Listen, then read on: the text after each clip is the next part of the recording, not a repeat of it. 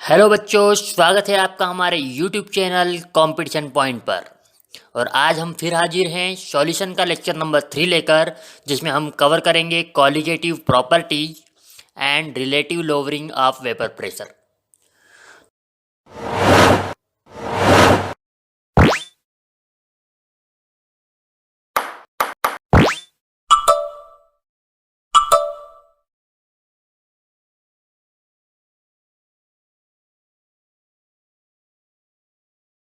क्या होती है कॉलिगेटिव प्रॉपर्टीज?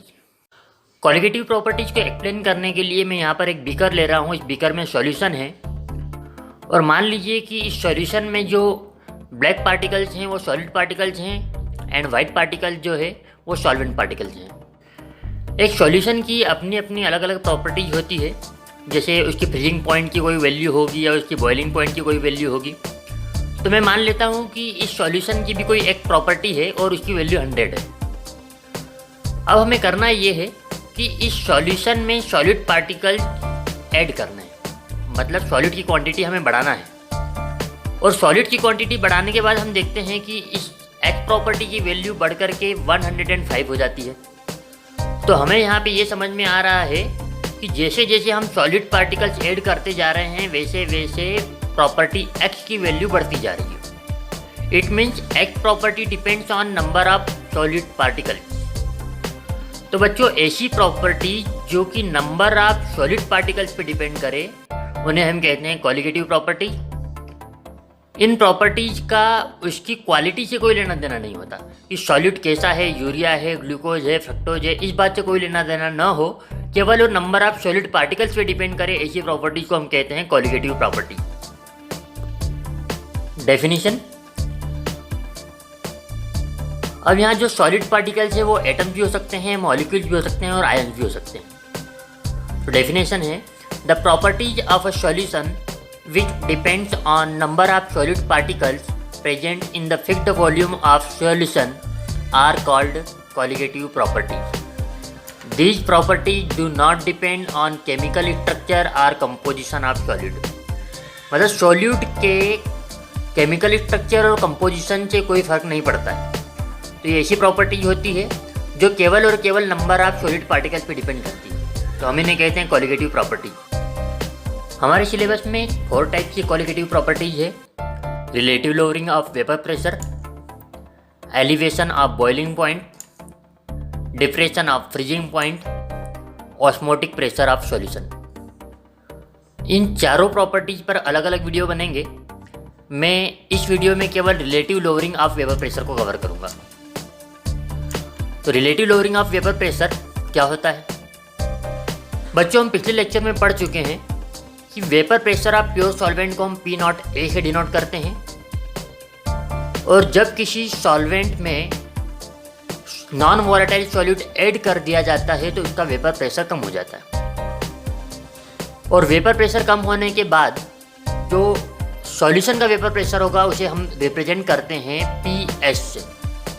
तो vapour pressure of solution is equal to PS। Solvent में सॉल्यूट ऐड करने के बाद में जो कमी होती है वेपर प्रेशर में उसे हम कहते हैं लोअरिंग ऑफ वेपर प्रेशर, जो होता है P0A माइनस PS। लेकिन हमें यहाँ जानना है relative lowering of vapour pressure. तो relative lowering of vapour pressure क्या होता है? लोअरिंग ऑफ वेपर प्रेशर और प्योर सॉल्वेंट की वेपर प्रेशर का रेशियो होता है।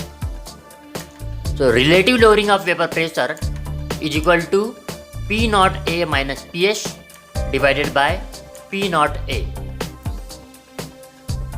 ये एक कॉलिगेटिव प्रॉपर्टीज है जो कि केवल और केवल डिपेंड करती है नंबर ऑफ सॉलिड पार्टिकल्स पे, लेकिन सॉलिड के केमिकल स्ट्रक्चर और कॉम्पोजिशन पर डिपेंड नहीं करती। ये कैसे?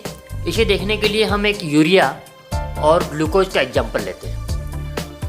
दोनों का केमिकल स्ट्रक्चर कंपोजिशन अलग अलग है, लेकिन हम देखते हैं कि क्या number of solid particles same होने पर इनकी प्रॉपर्टीज में कोई चेंज होता है।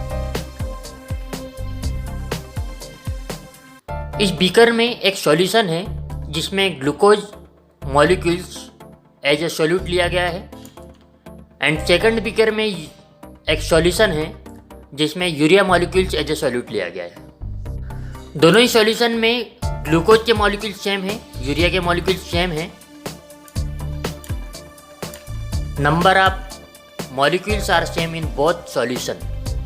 अब हम इसकी प्रॉपर्टी की बात करें relative lowering of vapour pressure की, तो दोनों ही सॉल्यूशन की relative lowering of vapour pressure same है।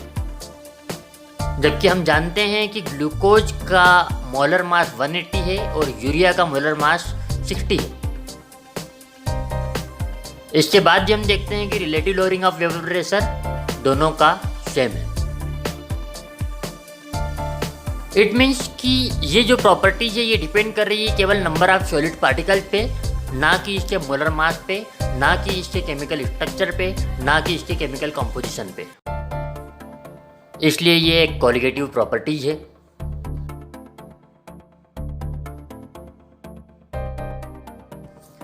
बच्चों एक बार फिर नजर डालें इसकी डेफिनेशन पे। The properties of a solution which depends on number of solid particles present in the fixed volume of solution are called colligative property. These properties do not depend on chemical structure or composition. मुझे लगता है अब ये आपको समझ में आ गया होगा। तो ये जो 4 टाइप की कोलिगेटिव प्रॉपर्टीज है, इसमें से हम relative lowering of vapour pressure पे आज डिस्कशन करेंगे। तो relative lowering of vapour pressure क्या होता है अभी हमने थोड़ी देर पहले ही पढ़ा था। Vapour pressure of pure solvent P0A, vapour pressure of solution PS, lowering of vapour pressure P0A minus PS and relative lowering of vapor pressure P0A minus PA divided by P0A। ये एक कोलिगेटिव प्रॉपर्टी है जो depend करती है केवल number of molecules of solute पे। लेकिन यहाँ पर एक सवाल उठता है कि ये relative lowering of vapour pressure कैसे सॉल्यूट के मॉलिक्यूल पर डिपेंड करती है। राउट लॉ के डेरिवेशन को ये आगे बढ़ाते हुए इसे प्रूव करेंगे। पिछले लेक्चर में हमने पढ़ा था राउट लॉ, और राउट लॉ में हमने डेराइव किया था vapour pressure of solution PS is equal to P0A into chi A। Chi A mole fraction of solvent. अब मैं इस काई A को 1 माइनस काई B भी लिख सकता हूँ, क्योंकि chi A plus chi B equal to 1 होता है किसी भी सॉल्यूशन में सॉल्यूट और सॉल्वेंट के मोल फ्रैक्शन का सम 1 होता है। मल्टीप्लाई करने के बाद we get PS is equal to P0A minus P0A chi B। P0A की साइड चेंज करने के बाद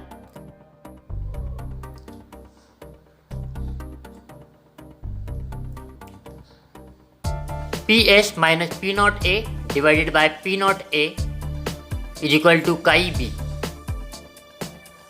यहाँ लेफ्ट टर्म हमें जो मिला है PS minus P0A divided by P0A, ये है relative lowering of vapour pressure.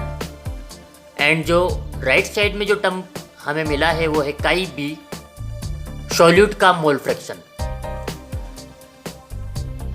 Solute का mole fraction ratio of number of moles of solute to the total number of moles of solution.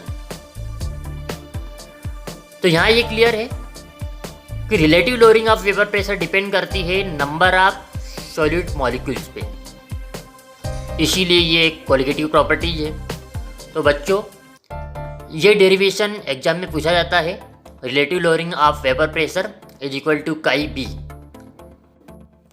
बच्चों colligative properties की help से हम किसी solute का molar mass भी फाइंड आउट कर सकते हैं। जैसे हमने थोड़ी देर पहले ही डेराइव किया था PS minus P0A divided by P0A is equal to chi B। यहाँ पर काई B मोल फ्रैक्शन है सॉल्यूट का। इस सॉल्यूट के मोल फ्रैक्शन को हम लिख सकते हैं number of moles of solute divided by total moles. PS minus P0A divided by P0A is equal to NB by NA।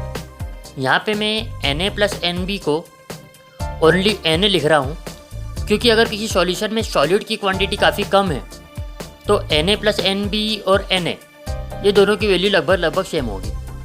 तो ये अप्रोक्स इक्वल हो गया है। तो P S minus P not A divided by P not A is equal to W B divided by M B divided by W A upon M A, W B into M A divided by W A into M B. यहाँ पर हम इस फार्मूले से M B की value find out कर सकते हैं। एम बी है यहाँ पे सॉल्यूट का मोलर मास। तो इस तरीके से कोई भी क्वालिटेटिव प्रॉपर्टीज हो, हमें कहीं ना कहीं वो सॉल्यूट का मोलर मास फाइंड आउट करने में हेल्प करती है। तो इस लेक्चर में हमने जाना क्वालिटेटिव प्रॉपर्टीज के बारे में और first qualitative properties relative lowering of vapour pressure के बारे में। इसके बाद elevation of boiling point, depression of freezing point and osmotic pressure of solution को हम कवर करेंगे नेक्स्ट लेक्चर में। इस चैप्टर के पीडीएफ नोट्स के लिए हमने एक लिंक दे रखा है डिस्क्रिप्शन में, आप वहाँ से इस चैप्टर के नोट डाउनलोड कर सकते हैं।